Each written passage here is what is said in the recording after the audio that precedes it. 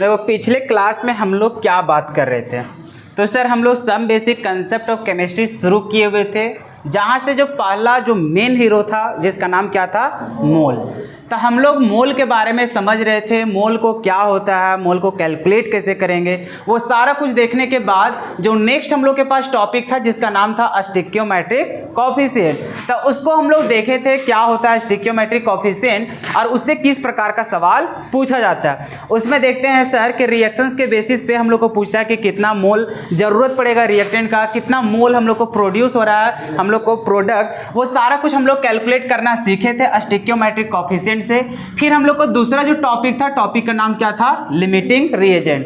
फिर हम लोग लिमिटिंग रिएजेंट से समझे थे कि लिमिटिंग रिएजेंट का मतलब ये होता है कि रिएक्शंस के दौरान सबसे पहले कौन खत्म होता है, सबसे पहले कौन खत्म होता है। जैसे कि हम लोग बात किए थे A + B, इस प्रकार से मान के चलो C बन रहा है, तो ये दोनों आपस में रिएक्ट करते हैं, रिएक्ट करने के बाद हम लोग को क्या बनता है, C।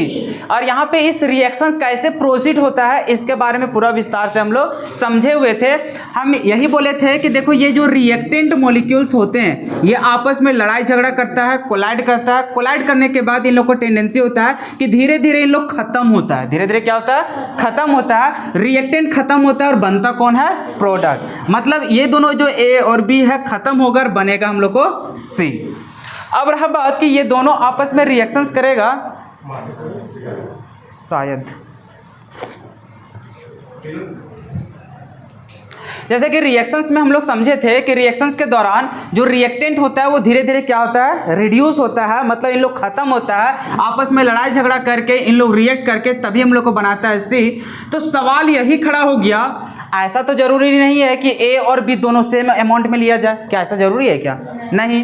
तो अगर यदि ये दोनों को सेम अमाउंट में नहीं लिया जा रहा है तो मेरा सवाल यही रहेगा यहाँ पे कि रिएक्शंस के दौरान ये भी खत्म हो रहा है, ये भी खत्म हो रहा है, जिसका जितना इसका यूज होता होगा उतना ही इसका यूज होता होगा, तो सबसे पहले आखिर कौन खत्म हो जाता होगा, तो जो जल्दी खत्म हो जाता है उसी को क्या बोलते थे, लिमिटिंग रिएजेंट के नाम से जानते थे। तो अब सवाल रहा था कि लिमिटिंग रिएजेंट को कैलकुलेट कैसे करेंगे, क्योंकि सबसे पहला हम लोग को सवाल यही बनता है, जब तक लिमिटिंग रिएजेंट को जानेंगे नहीं तब तक हम लोग और भी क्वेश्चंस का आंसर नहीं दे पाएंगे। तो जो पिछले क्लास का जो हम लोग को कंसेप्ट था वो यही सब के बारे में हम लोग चर्चा किए हुए थे।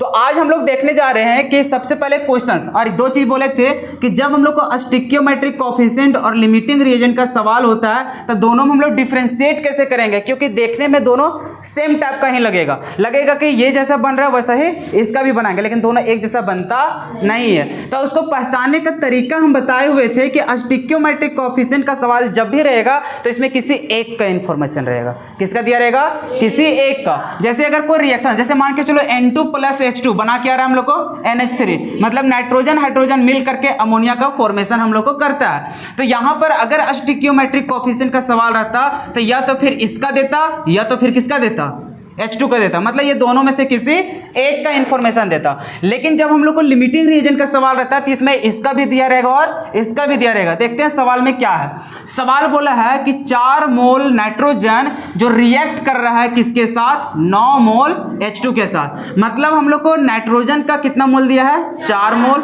हाइड्रोजन का कितना दिया है, 9 मोल। क्या इसका और इसका दोनों का दिया है कि नहीं दिया है? अगर हम लोग क्वेश्चंस में सभी रिएक्टेंट का वैल्यू अगर हम लोग को गिवन है, तुरंत माइंड में चल जाना कि इस मतलब किस कंसेप्ट से बनेगा, स्टिक्योमेट्रिक कोफिशिएंट से नहीं, किससे बनेगा, लिमिटिंग रिएजेंट से। अगर मान के चलो इसी तरह दिया रहता और इसका गैप कर देता तब किससे बनता, स्टिक्योमेट्रिक कोफिशिएंट से।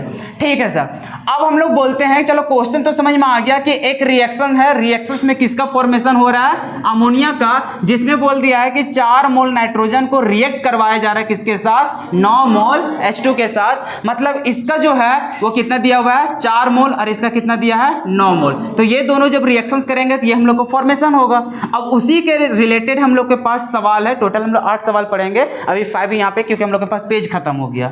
ठीक है, तो अभी यहाँ पे देखते हैं। सबसे पहले हमारा मकसद होता था, कभी भी केमिकल रिएक्शन से सवाल रहे तो रिएक्शन को क्या करना जरूरी है, बैलेंस करना। क्या करना जरूरी है? बैलेंस। क्यों? क्योंकि sir law of conservation of mass का जो रूल्स था उसको हम लोग को पालन करना पड़ेगा, हमेशा पालन करना पड़ेगा, क्योंकि उसी को हम लोग क्लास 9th में भी पढ़े थे। कहाँ पे पढ़े थे? 10th में भी। तो law of conservation of mass यही बोलता है कि कभी भी रिएक्शंस के दौरान ना ही मास वगैरह का मतलब खत्म होता है, नष्ट होता है, और ना ही वहाँ पे उत्पन्न होता है। तो जितना हम लोग को रिएक्टेंट में मास होगा उतना ही कहाँ पे होगा? प्रोडक्ट में, क्योंकि यहाँ पे ना बन रहा है नहीं हम लोग को खत्म हो रहा है। तो जहाँ पे मान के चलो इधर मास हम लोग का 10 है तो इधर भी क्या होना चाहिए? 10 होना चाहिए। इसी चलते बैलेंस करने के लिए हम लोग क्या करते हैं? रिएक्शन को भी बैलेंस करते हैं। अब ये सब और बेहतरीन तरीका समझने के लिए तीसरा चौथा लेक्चर्स को देखना जरूरी पड़ेगा, क्योंकि वहीं पे हम लोग विस्तार से समझे हुए थे। अब हम लोग समझते हैं कि सबसे पहले सर रिएक्शंस को बैलेंस करना। क्या रिएक्शन बैलेंस है? बिल्कुल नहीं। तो यहाँ पर 2 लगाना पड़ेगा, यहाँ पर 3 लगाना पड़ेगा, तब हम लोग को क्या हो जाएगा? बैलेंस।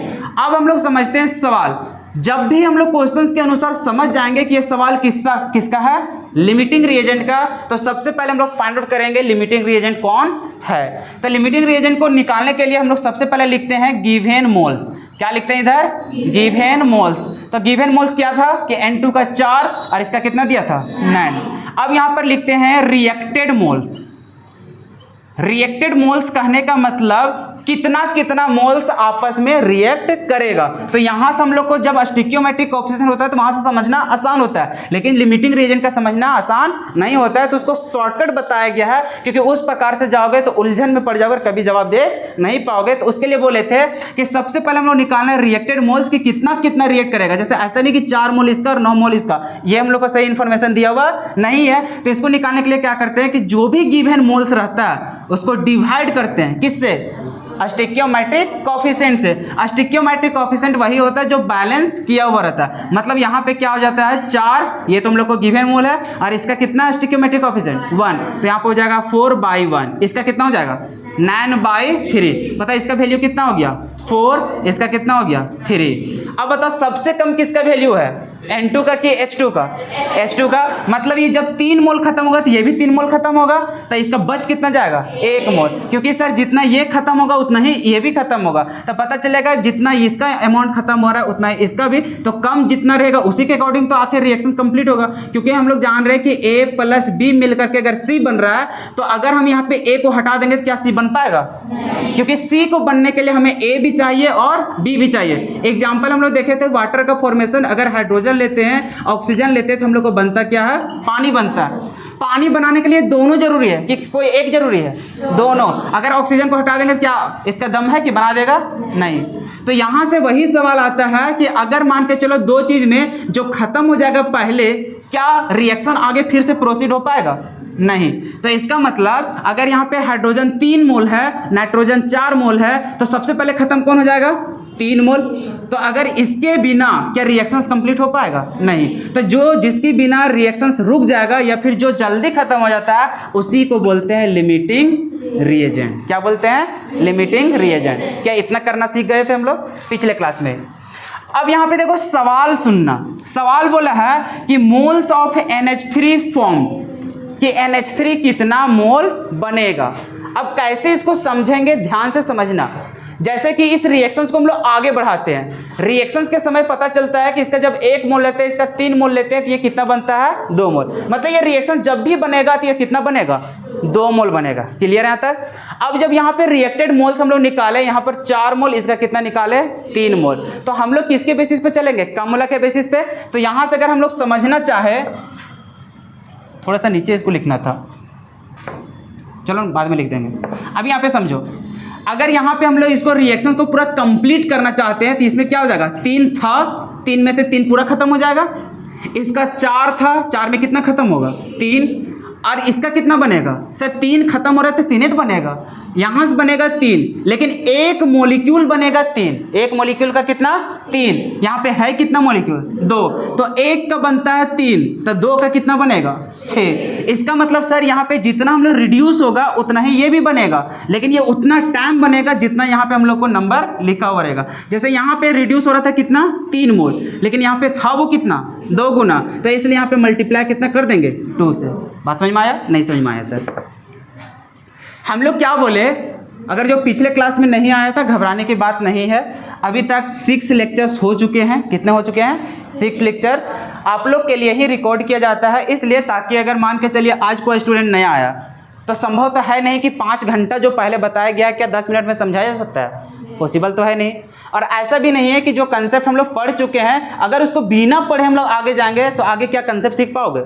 नहीं। इसका मतलब सर जो छूट गया उसको तो पढ़ना जरूरी है। तो इसलिए हम यहाँ पे रिकॉर्ड करते हैं वीडियो, ताकि कोई नया स्टूडेंट आए तो उसका कोई भी कंसेप्ट छूटे नहीं।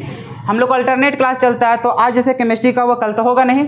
खैर तभी तो और अच्छा मौका है। सैटरडे भी छुट्टी, संडे भी छुट्टी, सीधा कब मिलेंगे हम लोग? मंडे को। अरे केमिस्ट्री का क्लास तो 2 दिन मिलेगा, तो 2 दिन में जो 5-6 वीडियो है उसको धीरे धीरे करके कंप्लीट करना, स्टार्टिंग से वीडियो देखना, तभी समझ में आएगा। अब यहाँ पे मोल क्या है, मोल ही समझ में नहीं आ रहा है। क्या कुछ समझ में आएगा आगे?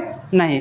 स्टिक्योमेट्रिक बारे में समझा रहे क्या होता था, कुछ समझ में नहीं आ रहा। क्या आगे समझ में आएगा? नहीं। तो काम करना, इसी चलते हम यहाँ पे रिकॉर्ड कर रहे हैं ताकि किसी का भी कंसेप्ट मिस ना हो, क्योंकि पहला चैप्टर नहीं समझे तो आगे भी समझ में नहीं आएगा। क्या बात समझ में आ रहा है? इसलिए तब से तुम लोग हैरान पूर्वक देख रहा था कैमरा में, कहा सर इस तरह कर रहे हैं। अब समझ में आया कहा कर रहे थे इसको?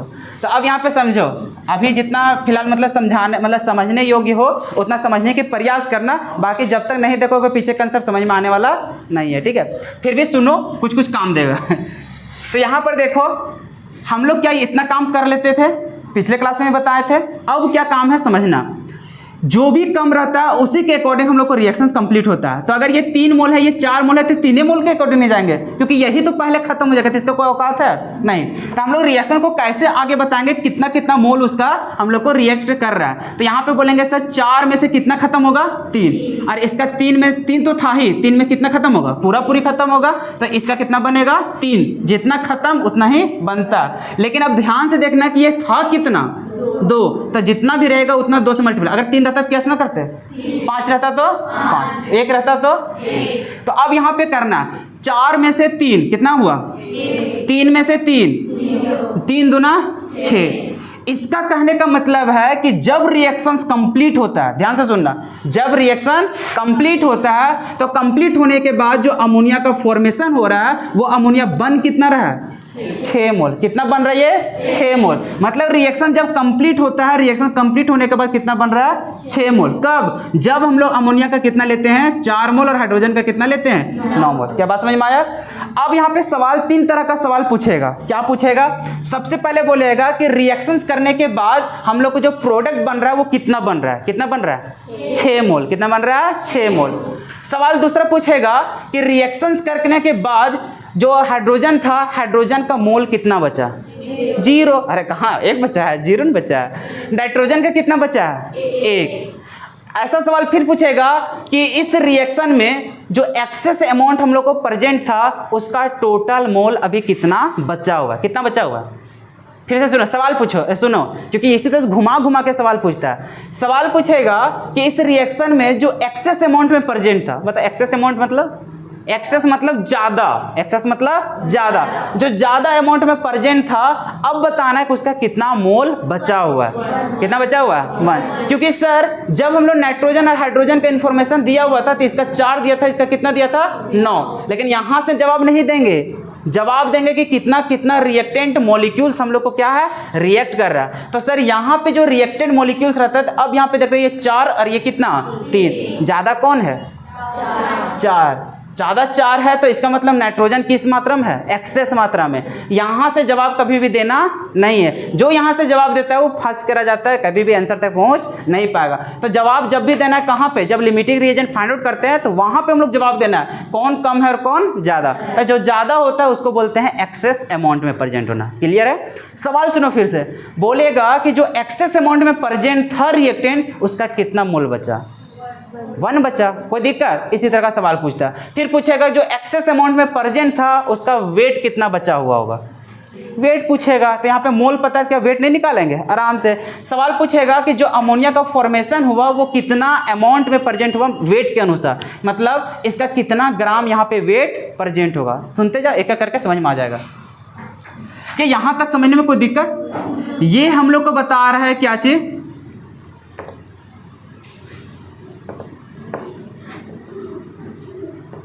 Moles remaining. मोल्स रिमेनिंग का मतलब होता है कि कितना मोल बच गया, कितना मोल बच गया। इसका मतलब सर N2 का कितना बचा, 1 मोल। हाइड्रोजन का कितना बचा, 0। इसका अमोनिया का कितना है, 6। बात समझ में आ गया। अब सवाल सुनो, ये सवाल में गैप कर दिए लो। चलो जाए यहाँ पे फर्स्ट नंबर में बोलता कि मोल्स ऑफ, क्या बोलता, मोल्स ऑफ NH3 फॉर्म। बताओ इसका मतलब है कि कितना मोल बना किसका, NH3 का। बता कितना बना, ये तो आंख बंद करके देख के बता सकता है कि नहीं, क्योंकि सपना में आइए जाएगा ये, क्योंकि सर इतना काम ही कर लिया है। तो इसका मतलब यहाँ पे क्या लिख देंगे, 6 मोल। आसान है। दूसरा सवाल यहाँ पे बोलता है कि वेट ऑफ, क्या बोलेगा, वेट ऑफ NH3 फॉर्म। अब देखो इसका जवाब वही बंदा या बंदी दे पाएगी जो पहला लेक्चर, दूसरा लेक्चर, तीसरा लेक्चर कंप्लीट होगा। क्योंकि सर मोल में वेट कैसे निकालते हैं पता ही नहीं, तो कैसे निकाल पाओगे। इसलिए पहला, दूसरा, तीसरा लेक्चर देख लेना। देखो हम लोग पढ़े थे, देखो वेट के अनुसार क्या बोला है, वेट। और वेट का कहाँ से पता करेंगे, मोल से। तो हम लोग जानते हैं कि सर मोल निकालने का फॉर्मूला होता है ऊपर वेट और नीचे होता है क्या, मोलर वेट। वेट निकालेंगे इसका मतलब सर हो जाएगा मोल और इंटू क्या चीज, मोलर वेट। क्लियर। तो इसी तरह से यहाँ पे लिखेंगे कि सर जो वेट होगा बराबर होता है क्या, मोल और इंटू क्या हो जाएगा उसका, मोलर वेट। अब बताओ मोल कितना अमोनिया का बचा, 6 मोल, इंटू मोलर वेट अमोनिया का कितना होता है, तो नाइट्रोजन का 14 और 3 कितना, 17। अरे नहीं जानता है क्या यार, जानते हो ना मोलर वेट कहाँ से निकलता है सर, कैसे निकालते हैं सर, NH3 नाइट्रोजन का मोलर मास कितना होता है, एटॉमिक मास जो याद किए हुए थे, हाइड्रोजन का 1, सोडियम का 23, मैग्नीशियम का 24, एल्युमिनियम का 17, ये सब जानते हो ना। उसी प्रकार से नाइट्रोजन का कितना होता है 14 प्लस हाइड्रोजन का कितना 1, कितना हाइड्रोजन है 3 गो, तो 3 से क्या करेंगे मल्टीप्लाई, 14 और इंटू 3 मतलब 14 प्लस 3 कितना हो जाएगा 17। क्या आ गया, क्या मल्टीप्लाई करके बता दोगे और वेट निकालोगे किस में, हो गया, मुश्किल है। तीसरा सवाल मॉलिक्यूल्स ऑफ NH3 फॉर्म, और फिर वही बात, मोल से वेट निकालना, उसका मॉलिक्यूल निकालना, उसका वॉल्यूम निकालना, यही 3 को तो कंसेप्ट निकालते थे। अगर मॉलिक्यूल बोला है तो फिर हम लोग जानते हैं कि सर मोल निकालने का फॉर्मूला था ऊपर नंबर ऑफ पार्टिकल्स और नीचे क्या था, अवोगाद्रो नंबर, यही चीज निकालने बोल रहा है।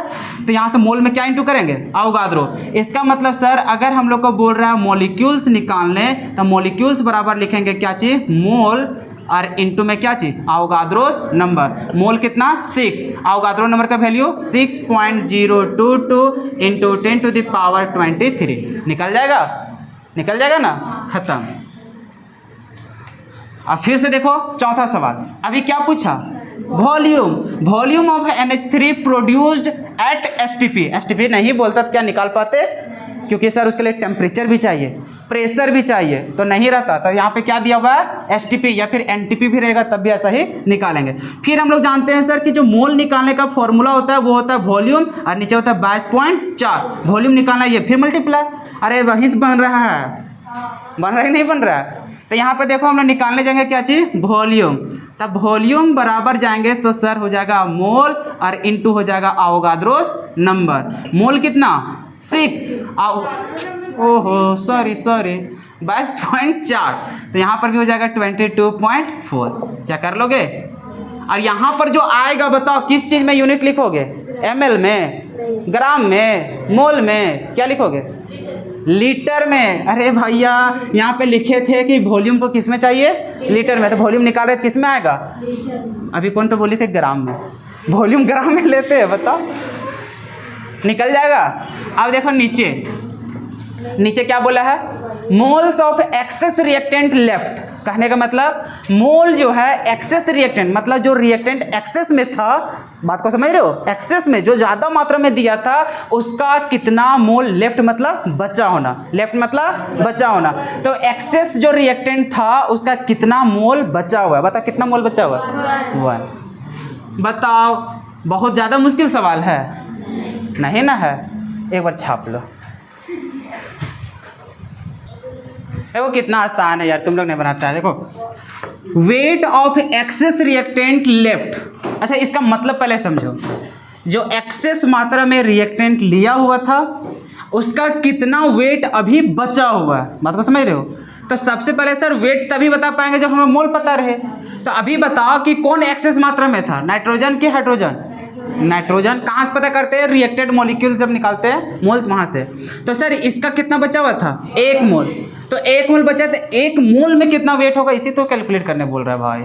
तो हम लोग कैसे जाएंगे सर? वेट बराबर होता है मोल और इनटू में करते हैं उसका मोलर वेट। अब यहाँ मोल कितना है इसका? 1। मोलर वेट कितना होता है नाइट्रोजन का? तो N2 है, ध्यान से। 1 नाइट्रोजन का 14, 2 नाइट्रोजन का 28। बताओ यार। हाँ बनाए सर, बाकी सब टुकुर टुकुर देख रहा है इधर। यह देखो मॉलिक्यूल्स कैसे निकालेंगे। फिर वही बात सर, मॉलिक्यूल्स निकालने का फॉर्मूला हम लोग देखे, क्या देखे? मोल और इनटू में क्या? अवोगाद्रोस नंबर। मोल कितना? 1। अवोगाद्रोस नंबर 6.022 इंटू 10⁻20। वॉल्यूम कैसे निकालोगे? यहाँ पे लिख देना @STP, और नहीं तो गुस्सा हो जाएगा ये। तो उसको इज्जत देना बहुत जरूरी है, ठीक है ना। तो यहाँ पे जैसे हम लोग जाएंगे वॉल्यूम निकालने, कैसे निकालोगे सर? मोल और इंटू 22.4, 1 इंटू 22.4, 22.4 लीटर। मुश्किल था यार, बताओ क्या बना लोगे इसको? एक और क्वेश्चन दे, उसमें हम कुछ हेल्प नहीं करेंगे, बस क्वेश्चंस लिख देंगे, बाकी सारा बनाना है। बना लोगे? इसको लिख लो पहले। देखो तुम लोग का प्रॉब्लम नंबर 1, प्रॉब्लम नंबर 1 सबसे पहले जाओ और एक पेज में लिख लो। जो नया स्टूडेंट है उन लोग लिख लो पहले कि हम लोग निकालते सर सारा खेल तो मोल का खेल है। किसका है? मोल का। तो मोल निकालने का फॉर्मूला लिख लो। सबसे पहले होता है वेट और होता है क्या चाहिए? Molar weight. यहाँ से तो सारा कुछ समझ में आ जाएगा ना। उसके बाद सेकेंड फॉर्मूला होता है मोल का, वो क्या होता है? तो ऊपर होता है हम लोग का सर वॉल्यूम। क्या होता है? वॉल्यूम। और इसको जो आता है उसको लीटर में लेते हैं, और नीचे हम लोग को होता है 22.4। थर्ड में हो जाता है मोल इज इक्वल्स टू, ऊपर देखो यहाँ पे लिखेंगे पार्टिकल्स। यहाँ पर क्या लिखेंगे? पार्टिकल्स। इसका मतलब होता है कभी एटम भी बोलेगा तो पार्टिकल के अंदर होगा, मॉलिक्यूल भी बोलेगा तो पार्टिकल के अंदर, आयंस बोलेगा तब भी इसी के अंदर। तो ये हो गया हम लोग को पार्टिकल्स, या फिर यहाँ पे डायरेक्टली ऐसा लिख देते हैं एटम या फिर मॉलिक्यूल। क्या बात समझ में आ जाएगा? या फिर एटम बोलेगा या फिर मॉलिक्यूल बोलेगा। उसको डिवाइड कर देंगे हम लोग अवोगाद्रोस नंबर से। और एक चीज़ यहाँ पे याद रख लेना कि ये जो अवोगाद्रो नंबर है इसका वैल्यू होता है 6.022 इंटू 10⁻23। इतना होता है। अब तो समझ में आ जाएगा। ये फॉर्मूला कहीं लिख लेना, बस पुट करना। उसके बाद प्रॉब्लम नंबर 2, प्रॉब्लम नंबर 2 यही है कि सर मोलर वेट निकालने के लिए बहुत दिक्कत हो रहा है। यही दिक्कत हो रहा है, समझना। हम लोग कुछ एग्जांपल ले लेते हैं, जैसे मतलब वाटर ले लेते हैं, CO2 ले लेते हैं, NH3 ले लेते हैं, फिर मान के चलो ग्लूकोज ले लेते हैं, C6H12O6 NaOH ले लेते हैं। इतना समझ में आ ही जाएगा। देखो इधर, इधर देखो, इधर सब इधर देखो। मोलर मास जहाँ पे भी यूज हो रहा है कैसे निकालते हैं? मोलर मास होता है कि जितना भी मॉलिक्यूल्स है, जैसे हम लोग देखते थे एटॉमिक मास, देखते थे ना, हिंदी में बोलते थे उसको क्या चीज़? परमाणु द्रव्यमान। फिर देखते थे मोलिकुलर मास, जिसको बोलते थे आणविक द्रव्यमान। तो जैसे उन सब निकालते कैसे थे, तो उसमें देखते थे, अगर ऐसा बोल दे कभी कि बताओ सोडियम का एटॉमिक मास कितना होता है, कितना बोलोगे? 23 होता था। 2 चीज़ देखो, हम लोग क्लास 10 तक कितना याद किए थे? 4 चीज़। क्या क्या याद किए थे? सबसे पहला एटॉमिक नंबर। क्या याद किए थे? Atomic number. 12 मतलब मैग्नीशियम का कितना होता है? नहीं जान रहा है, अभी मार होगा तुम लोग को। अगर बोलेंगे सल्फर तब? फास्फोरस, आर्गन, पता है ना, कम से कम 20 तक याद होना चाहिए, और नहीं तो जाकर फिर से 8 क्लास पढ़ के आओ, 9th क्लास पढ़ो, 10th क्लास, तब आना 11th में। अच्छा, और इधर भी प्रेजेंट है, ठीक है। तो उसके बाद हम लोग देखते थे एटॉमिक मास। क्या देखते थे? Atomic mass. जैसे कि हाइड्रोजन का 1 सर, हीलियम का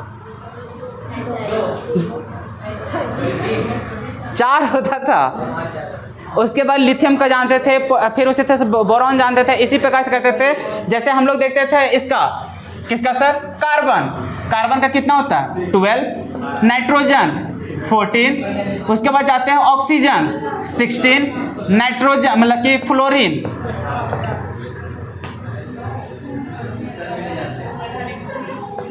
16। सोडियम, मैग्नीशियम,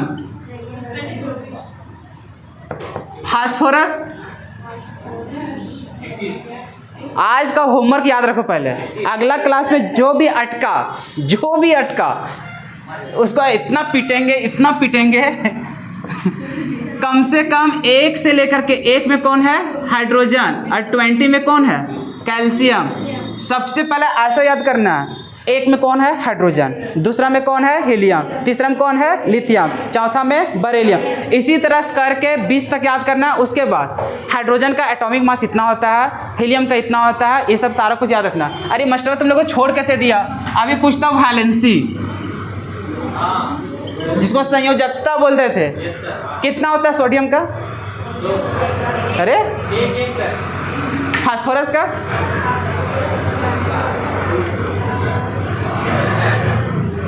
तुम लोग जा करके सबसे पहले यही काम करना।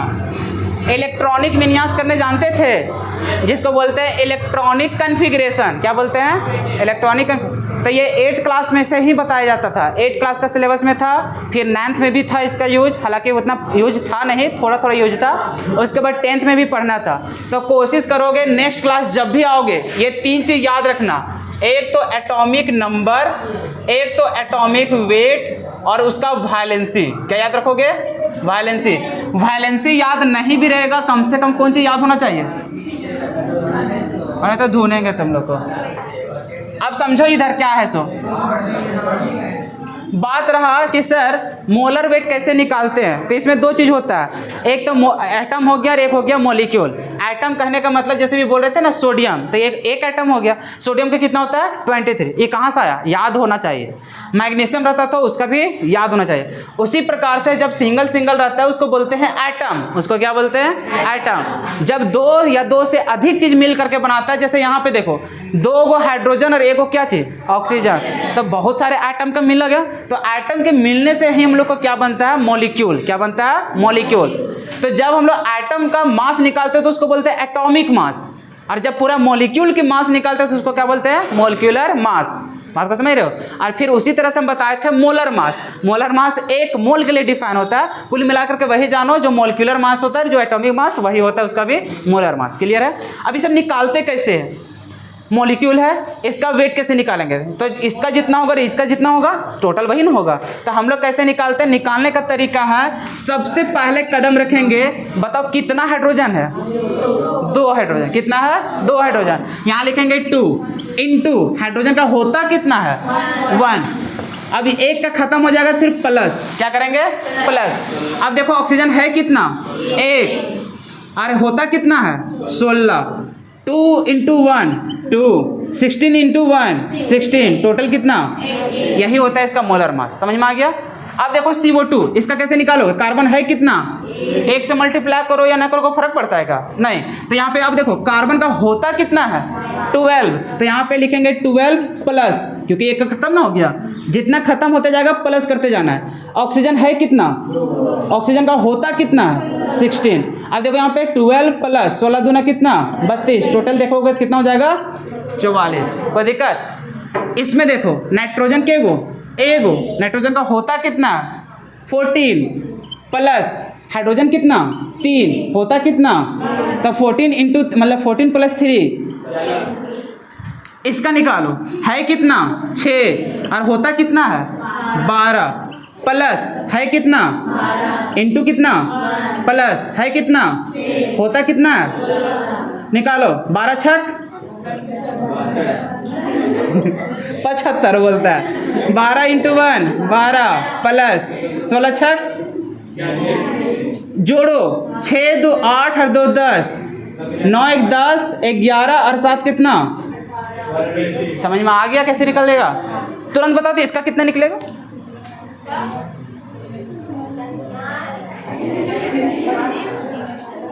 मास्टर बताने। सोडियम का कितना? 23। ऑक्सीजन का कितना? 1 है कि 2 गो? 1 नहीं, 2 गो। हाइड्रोजन कितना? 27 और 16 और 1 को जोड़ोगे तो हो जाएगा 40। अब बताओ क्या मोलर वेट निकालने में कभी भी दिक्कत होगा क्या? अब सब पुट करो, गर्दा उड़ा दो और क्या। मेन चीज़ है ये फॉर्मूला याद रखना, क्या क्या करे से सारा क्वेश्चन बन रहा है। बस हो गया। अब किसका डॉट है पूछो। ये सब लिख लिया और नहीं तो केकरो छाप लेना ना। अच्छा चलो ये तब तक कहते हैं, तब तक उसको लिखना। देखो इसमें बहुत सबका इसमें दिक्कत होता है। सबसे पहला मेरा माइंड यही काम करेगा, रिएक्शन बैलेंस है कि नहीं। अभी तो हम बैलेंस कर रखे थे, बैलेंस नहीं होता तो बैलेंस करते। दूसरा मकसद ये रहता है कि गिवन, कि आखिर कितना हम लोग को गिवन मोल्स। अब देखो बहुत लोग क्या कर रहा है, इसका वाला डाटा एकर पास, एकर वाला पाकिस्तान में। अरे इसका वाला नीचे लिखो, इसका भी नीचे लिखो, इसका नीचे लिखो ना, तो इसका वाला यहाँ धर लाता है। बताओ, ऐसे मत करना। तो यहाँ पर देखो SO2 का कितना मोल, 4 मोल। ऑक्सीजन का कितना, 5 मोल। इसका तो पता नहीं, अभी बाद में निकालेंगे। यहाँ लिखते हैं क्या चाहिए, रिएक्टेड मोल। क्या लिखते हैं, रिएक्टेड मोल। कैसे निकालते हैं, 4/2, 5/1। अच्छा ये कैसे लिखते हैं, समझ में आ गया था ना। इसमें से कोई पता नहीं चलता है अभी। इसमें जाएंगे कितना बच गया, 2। इसमें कितना, 5। इसमें तो कोई पता नहीं। अब समझो, क्वेश्चन तो लिख ही लिया होगा।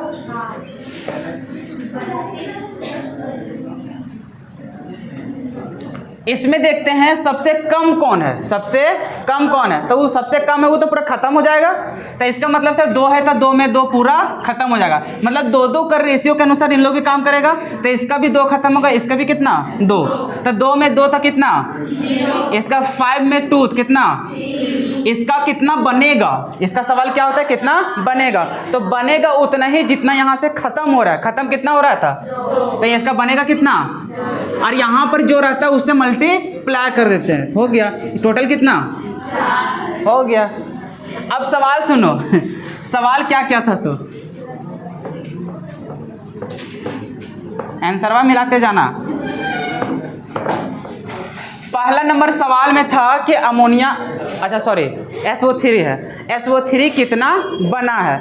तो कितना बना है सर, तो हम लोग यहाँ पे लिखेंगे मोल बराबर था, साफ साफ तो दिख जाता है। कितना लिखेंगे, सेकेंड सवाल था मॉलिक्यूल, क्या था, अच्छा वेट था ना, वेट था। तो वेट बराबर हम लोग फॉर्मूला जानते हैं सर, यहाँ पे होता है मोल और इनटू होता है उसका मोलर वेट। अब बताओ मोल कितना, 4। मोलर वेट कितना होगा SO3 का, तो सर SO3 सल्फर का होता है 32 और 16 32 16 48, 8 और 2 10, 4 3 7 और 1 कितना हो गया, 8 चौक धसा। समझ में आ रहा है। क्वेश्चन नंबर 3 मॉलिक्यूल बोला था,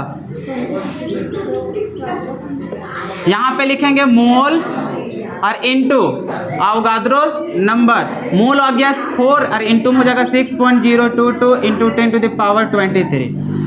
क्वेश्चन नंबर 4 वॉल्यूम। वॉल्यूम बराबर जाएंगे तो फिर से हम लोग को हो जाएगा मोल और इनटू कितना 22.4। मोल कितना 4, 22.4 निकाल लेना जो भी होगा, इतना हो जाएगा लीटर। क्लियर है। क्वेश्चन नंबर 5 में था कितना एक्सेस वाला बच रहा है। बच कितना रहा है, कितना बचा 3। तो यहाँ पर लिखेंगे क्या चीज, मोल बराबर 3। छठा नंबर में क्या सवाल था, मॉलिक्यूल। फिर वही जैसा मॉलिक्यूल बराबर जाएंगे तो हो जाएगा हम लोग को मोल और इनटू में अवोगाद्रोस नंबर। मोल कितना 3, 6.022 इंटू 10 टू द पावर 23। अब क्वेश्चन नंबर 7 में क्या बोला है, वेट। तो जैसे हम लोग जाएंगे वेट बराबर तो लिखेंगे यहाँ पर मोल और इनटू में क्या चीज, मोलर वेट। मोल कितना 3, मोलर वेट कितना हो जाएगा, है कितना ऑक्सीजन मतलब O2 है, तो 1 का 16, 2 का कितना 32, जो भी यहाँ पे आ गया इतना ग्राम। 8 नंबर क्या चीज पूछा, वॉल्यूम। Mole into 22.4,